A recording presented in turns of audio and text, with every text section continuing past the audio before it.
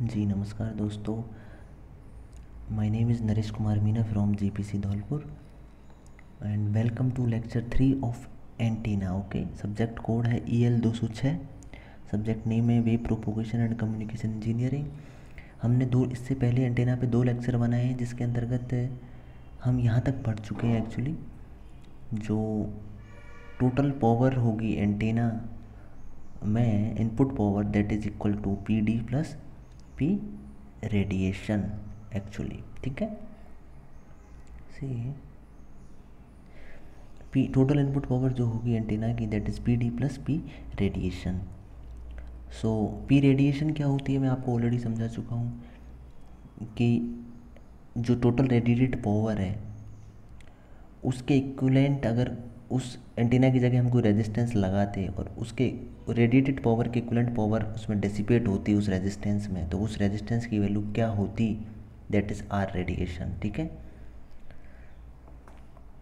तो इससे हमने निकाला R radiation plus other losses के कारण जो अदर रेजिस्टेंसेज अनदर रेजिस्टेंस कौन कौन से होते हैं, जैसे आपके मैंने ऊपर मेंशन किए थे इसमें, जैसे ground resistance, corona effect, imperfect dielectric near the antenna and energy loss due to eddy current induced into nearby metallic objects and I square losses in the antenna itself, ठीक है। Antenna का खुद का जो resistance है and other losses, इन सबको मिला करके एक अलग आपका टोटल पावर डिसिपेट होगी plus radiation power that is equal to input power of antenna. So इसको हम फॉर्मूले को आगे थोड़ा सिंप्लीफाई करें, P इनपुट को हम I स्क्वायर RN लिख सकते हैं इक्वल टू PD को that is the dissipated power और लॉस्ट कह सकते हैं, power lost power actually, I square RD plus I square R radiation, ठीक है। I square R radiation this is our required power which should be maximum actually. I square R radiation जो P radiated है वो maximum होनी चाहिए हमारी, input power should be equal to P radiated और PD हमेशा PD हमारा बहुत कम होना चाहिए, ये हमारा डिज़ायर्ड ऑब्जेक्टिव है एक्चुअली। यहाँ पे एंटीना अच्छे से काम कर रहा है, इसका मतलब है उसके अंदर PD की वैल्यू बहुत कम है, जो पावर लॉसेज है वो बहुत कम है and P radiation is maximum and almost equal to P input. ये होना चाहिए एक स्टैंडर्ड, एक अच्छे एंटीना की प्रॉपर्टी देखें तो। सो इससे हमने आगे फॉर्मूला निकाला R input equal to RD plus R radiation. So RD is the resistance due to and other losses like antenna resistance itself, eddy current losses, ठीक है, ग्राउंड रेजिस्टेंस, वो सारे RD के अंदर इंक्लूड होंगे हैं। एंड R रेडिएशन मैं already बता चुका हूँ। So RD should be very low and R radiation should be high actually for a proper transmission या प्रॉपर रेडिएशन। तो इससे हम एंटीना एफिशिएंसी भी निकाल सकते हैं, eta equal to R radiation upon R radiation plus RD। This R radiation plus RD को हम R इनपुट भी कह सकते हैं, ठीक है, इनटू 100 अगर कर देंगे तो हमारा निकल जाएगा एफिशिएंसी। तो ये फॉर्मूला हमें याद रखना होगा एफिशिएंसी निकालने के लिए, ठीक है। और एफिशिएंसी की बात करें तो लो एंड मीडियम फ्रीक्वेंसी पे जो एंटेनाज होते हैं, ठीक है, वो उतने एफिशिएंट नहीं होते हैं because at low frequency and medium frequency पे जो एंटेना की रिक्वायर्ड लेंथ है एक्चुअली उसको अचीव करना मुश्किल होता है, because at low frequency and medium frequency lambda is high, ठीक है, वेवलेंथ जो होती है वो ज़्यादा होती है। सो और हम जानते हैं कि एंटेना की जो लेंथ है इट शुड बी λ/4, एटलीस्ट λ/4 तो होनी ही चाहिए, ठीक है, एक अच्छे रेडिएशन, एक फेथफुल रेडिएशन के लिए। सो लैम्डा इज़ ऑलरेडी हाई, तो λ/4 भी लिटिल बिट हाई होगा, ठीक है। सो उतना लेंथ का एंटीना बनाना इतना इजी नहीं होगा, इसलिए हम कह सकते हैं कि इनकी एफिशिएंसी भी उतनी अच्छी नहीं होती है। जबकि हाई फ्रीक्वेंसी पे जो एंटीना होते हैं उनकी एफिशिएंसी काफ़ी अच्छी होती है, ठीक है, उनकी प्रॉपर लेंथ होती है। सो नीटा 100% एफिशिएंसी 100% प्राप्त करना कोई बड़ी बात नहीं होगी। थर्ड पॉइंट इसमें लिखा है मैंने, रेडिएशन रेजिस्टेंस वैल्यू में vary from a few ohms to several 100 ohms. जो रेडिएशन रेजिस्टेंस एक्चुअली जो होता है उसकी वैल्यू फ्यू ओम्स से कुछ एक ओम्स से लेकर के सेवरल 100 ओम्स तक हो सकती है, ठीक है, on the choice of feed point and electrical characteristics, जो डिपेंड करता है कि आपने जो फीड पॉइंट है वो उसका कहाँ पे फीड पॉइंट रखा है एंटीना में, ठीक है, मिडल में हो सकता है, उसको मिड से हटा करके हम उसकी पोजीशन को चेंज किया जा सकता है। तो उसके आधार पर उसका जो इनपुट एक्चुअली जो रेडिएशन रेजिस्टेंस है वो भी चेंज हो जाएगा एंटीना का। ओके, देन नेक्स्ट जो टॉपिक आता है इसमें बैंडविड्थ, ठीक है, एंटीना की बैंडविड्थ क्या होती है। तो बैंडविड्थ सिर्फ एंटीना की नहीं होती, हर एक इलेक्ट्रॉनिक डिवाइस की अपनी बैंडविड्थ होती है, ठीक है। और बैंडविड्थ हम जनरली जो पढ़ते हैं कि कोई भी डिवाइस हो जो चाहे वो किसी भी पर्पज़ के लिए बनी है, चाहे उसका एम्प्लीफिकेशन पर्पज़ है, चाहे एंटीना रेडिएशन पर्पज़ है, कोई भी डिवाइस है, उसका जो पर्पज़ है वो अगर फुलफ़िल कर रही है इनपुट सिग्नल के लिए, मींस वो सिग्नल उसकी बैंडविड्थ में आएगा, ठीक है। तो सिर्फ एक सिग्नल के लिए फुलफ़िल नहीं करता है अपना पर्पज़ कोई भी डिवाइस, वो बहुत सारी फ्रीक्वेंसी रेंज के लिए एक रेंज होती है, ठीक है। पर्टिकुलर फ्रीक्वेंसी F1 से लेके पर्टिकुलर फ्रीक्वेंसी F2, F1 मान लें हम lower cut off frequency and F2 मान लें अपर कट ऑफ फ्रीक्वेंसी। तो इन दोनों के बीच की सारी फ्रीक्वेंसी को ये प्रोसेस कर सकता है डिवाइस, तो कहेंगे F2 minus F1 is the bandwidth. Similarly अगर बैंडविड्थ की यहाँ पे भी हम डेफिनेशन देखें, is the range of frequencies the antenna will radiate effectively. इसका मतलब वो फ्रीक्वेंसी की रेंज, वो रेंज जिसको एंटीना इफेक्टिवली रेडिएट कर सकेगा, उस फ्रीक्वेंसी के सिग्नल को इफेक्टिवली रेडिएट कर पाएगा। The antenna will perform satisfactorily throughout this range, और उस पूरी रेंज के दौरान, मीन्स माना कि रेंज मान ले अपन lower cut off frequency F1 and upper cut off frequency F2, means F1 जो है लोअर कट ऑफ फ्रीक्वेंसी, इससे ऊपर वाले, इससे हाई फ्रीक्वेंसी वाले सिग्नल्स, एंड F2 से लोअर फ्रीक्वेंसी वाले सिग्नल्स को सबको ये अच्छे से रेडिएट कर सकता है एक antenna. Then we can say कि फ्रीक्वेंसी की रेंज क्या हो गई F1 से लेके F2, और F1 से ले F2 को अगर हम उसको फ्रीक्वेंसी निकालें, रेंज निकालें, तो F2 माइनस F1 हमें करना पड़ेगा, ठीक है। तो हमारी रेंज आ जाएगी F1 से लेके F2 तक, कितनी टोटल बैंडविड्थ है। And when the antenna power drops to 1/3 या 3 dB, ठीक है। सो देखिए इसमें एक्चुअली हम जो lower cut off frequency and higher cut off frequency किस तरह डिसाइड करेंगे कि भाई ये अच्छे से रेडिएट कर रहा है या नहीं कर रहा है। जैसे मान लो कि एक particular frequency, middle frequency F1 और F2 के बीच में कोई F0 कोई फ्रीक्वेंसी है, मिडिल फ्रीक्वेंसी, जिसको ये मैक्सिमम जो है कि गेन देता है एंटीना, ठीक है, मैक्सिमम गेन दे रहा है एक पर्टिकुलर फ्रीक्वेंसी पे। अब उसके लेफ़्ट और राइट साइड दोनों साइड के जो फ्रीक्वेंसीज हैं उन पे भी अच्छा गेन देगा, मगर कब तक हम उसको कंसिडर करते रहेंगे कि ये फेथफुल रेडिएशन है या नहीं। तो हम करेंगे जो मैक्सिमम रेडिएशन दे रहा था एक पर्टिकुलर फ्रीक्वेंसी F0 पे, हम लेफ़्ट साइड में जैसे फ्रीक्वेंसी को डाउन करते जा रहे हैं, तो एक पर्टिकुलर फ्रीक्वेंसी पे आके अगर गेन जो है कि आपका हाफ हो जाता है, ठीक है, मतलब जो मैक्सिमम F0 पे जो मैक्सिमम पावर मिल रही थी, पावर गेन मिल रहा था आपको, उसका हाफ मिलेगा अगर पर्टिकुलर फ्रीक्वेंसी लेफ़्ट साइड में F1 पे। हाफ का मतलब होता है 3 dB कम हो जाना, ठीक है, गेन की टर्म्स में बात करें तो वो F1 से नीचे वाले, फिर हम F1 से और लेफ़्ट में नहीं जाएंगे, क्योंकि हमें कम से कम मैक्सिमम का हाफ तो मिलना ही मिलना चाहिए। इसी तरीके से राइट साइड में भी आपका मैक्सिमम का हाफ गेन जहाँ मिलेगा वो पर्टिकुलर फ्रीक्वेंसी अपर कट ऑफ फ्रीक्वेंसी हो जाएगी, और लेफ़्ट साइड में जो F1 थी वो लोअर कट ऑफ फ्रीक्वेंसी हो जाएगी। इस तरह हम डिसाइड करते हैं बैंडविड्थ एक्चुअली, ठीक है। 3 dB बैंडविड्थ भी बोलते हैं उसको, ठीक है। अब इसी तरीके से नेक्स्ट टर्म है आपकी बीम विड्थ। बीम विड्थ क्या होती है, देखिए मैंने यहाँ पे एक एंटीना का रेडिएशन पैटर्न बनाया है। ये एंटीना का रेडिएशन पैटर्न में आपका कुछ लोब्स होते हैं, ठीक है। ये वाला जो है आपका मेन लोब है, ठीक है, ये आपके साइड लोब्स हैं, and these are back lobes, ठीक है।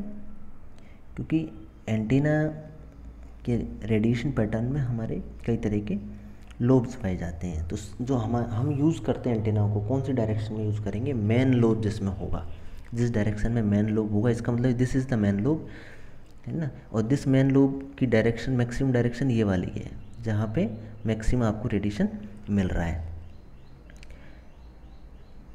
तो अगर आपको बीम विड्थ निकालनी है तो बीम विड्थ हम फेथफुल रेडिएशन कौन सी डायरेक्शन में ले सकते हैं, ठीक है। तो बीम विड्थ कैलकुलेट करने के लिए हम क्या करेंगे कि जो मैक्सिमम पावर जिस डायरेक्शन में है वहाँ मैक्सिमम पावर, इस पे मैक्सिमम पावर कह सकते हैं या मैक्सिमम गेन जिस डायरेक्शन में मिल रहा है एंटीना से, उससे डायरेक्शन हम चेंज करेंगे और कि कौन सी डायरेक्शन तक कहाँ किस पॉइंट पे हमको कम से कम हाफ पावर तो मिले ही मिले। मीन्स इस पॉइंट पे हाफ पावर मिल रहा है, इस साइड में इस पॉइंट पर हाफ पावर मिल रहा है, ठीक है। तो इन दोनों पॉइंट्स को हम सेंटर से मिलाएंगे, ठीक है। एंड बीच का जो एंगल होगा that is your beam width, और इसको बोलेंगे 3dB। इसको कह सकते हैं एक्चुअली हाफ पावर मिल रहा है ना हमको इस दोनों पॉइंट्स पे, तो हाफ पावर के बीच का हमने बीम विड्थ लिया, that is half power beam width. दूसरा हम कह सकते हैं कि अगर हम जो हमारा मेन लोब है उसके जो नल पॉइंट्स हैं, एक्चुअली यहाँ 0 हो रहा है इधर और इधर 0 हो रहा है इधर, ठीक है। तो इन दोनों के बीच का अगर एंगल लें, this is called first null beam width, because main lobe के जो दोनों साइड के नल्स हैं, वो नल्स से अगर हम स्ट्रेट लाइन बनाएंगे उनके बीच का एंगल लेंगे, then we can calculate first null beam width, ठीक है। एंड एक चीज़ और यहाँ पे देखने वाली बात ये है कि जो मैंने मेन लोब जो बनाया है this is not in 2D actually, ठीक है। ये 3D में अगर आप इमेजिन करोगे तो it is like a balloon. जैसे अपन गुब्बारा फुलाते हैं तो गुब्बारे की जो शेप बनेगी, तो ये रेडिएशन एक ये जहाँ पे जो बीम दिख रही है, मेन लोब दिख रहा है, ये सारे लोब्स एक्चुअली है एक गुब्बारे की तरह है, ठीक है। वो 3D में पूरा आपका एरिया कवर करेंगे, न कि 2D में, बिकॉज पेपर पे बनाया तो आपको लगेगा ये 2D में, मगर ये 3D में है एक्चुअली, ठीक है। इस मेन लोब को आप एक बैलून की तरह सोचेंगे तब आपको पता चलेगा एग्जैक्टली आपका टोटल रेडिएशन एरिया जो है वो मेन लोब के अंदर किस तरीके से है। और जो रिलेशन होता है आपका half power beam width and first null beam width में, हाफ पावर बीम विड्थ क्या है, ऐसे पॉइंट्स जहाँ पे पावर हाफ मिल रही है उनको मिलाएं अगर एंटीना से आपके, और दोनों के बीच का एंगल आप लोगे, ठीक है, then you will calculate half power beam width. इसी तरीके से दोनों नल्स को अगर आप स्ट्रेट लाइन बना दो, तो ये एक नल यहाँ है एक नल इधर है, इन दोनों के बीच का अगर एंगल लोगे that is your first null beam width, ठीक है। इसमें कोई कन्फ्यूजन नहीं होना चाहिए। और जो रिलेशन होता है half power beam width and first null beam width में, that is this, half power beam width equal to first null beam width upon 2। अब एक चीज़ और होती है, रिलेशन होता है आपका डायरेक्टिव गेन या फिर जो पावर गेन है उसमें एंड बीम विड्थ में, दोनों एक दूसरे के व्युत्क्रमानुपाती होते हैं एक्चुअली। इसका मतलब है अगर बीम विड्थ ज़्यादा है, इसका मतलब आपकी जो पावर है वो ज़्यादा एरिया में फैली हुई है तो गेन कम होगा, और अगर बीम विड्थ कम है तो गेन ज़्यादा होगा। कहने का मतलब है जो लोब है, लोब की साइज़ अगर पतली है या ये बीम विड्थ कम है तो इसका जो गेन होगा दैट इज़ वेरी हाई, ठीक है। एंड अगर लोब ज़्यादा एरिया में फैला हुआ है, मीन्स रेडिएशन ज़्यादा एरिया में है, बीम विड्थ ज़्यादा है, तो गेन कम हो जाएगा, सीधी सी बात है इस तरीके से, ठीक है। तो एक तो गेन मिल रहा है हमको यहाँ पे हाई कम बीम विड्थ पे, और एक मिल रहा है गेन कम मगर बीम विड्थ ज़्यादा, ठीक है। तो एक रिलेशन होता है, this is the relation between gain and beam width, ये आपको याद रखना है। उसके बाद हम पढ़ते हैं दोस्तों, एक टर्म आती है एंटीना में ही एक्चुअली पोलराइजेशन, ठीक है। It is related to electromagnetic wave actually, ठीक है। It is not directly related to antenna, but जो वेव एंटीना जनरेट करेगा उसका पोलराइजेशन कैसा होगा, it depend on the position of your antenna actually. Antenna vertical है, एंटीना हॉरिजेंटल है, ठीक है। एंटीना की जो स्ट्रक्चर है वो किस तरीके की है, वेदर इट विल जनरेट किस तरीके के पोलराइजेशन का सिग्नल ये जनरेट करेगा, EM वेव जनरेट करेगा, ठीक है। Is the orientation of electric field in free space with respect to ground. Actually जो इलेक्ट्रोमैग्नेटिक वेव होती है उसके अंदर आपके इलेक्ट्रिक फील्ड होता है एंड मैग्नेटिक फील्ड होता है, ठीक है। तो जो इलेक्ट्रिक फील्ड होता है उसका orientation with respect to ground के रेस्पेक्ट में कैसा है।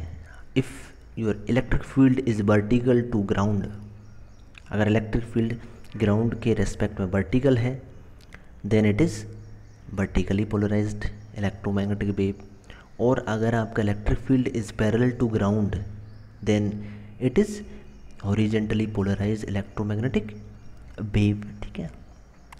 सो हॉरिजेंटल एंड वर्टिकल, इसमें 3 तरीके के पोलराइजेशन हो सकते हैं actually, linear polarisation, circular polarisation and elliptical polarisation. Linear polarisation में मैंने आपको बता दिया already, horizontal and vertical. Electric field अगर ग्राउंड के वर्टिकल है it is vertically polarised, electric field अगर पैरेलल है ग्राउंड के तो it is horizontally polarised wave.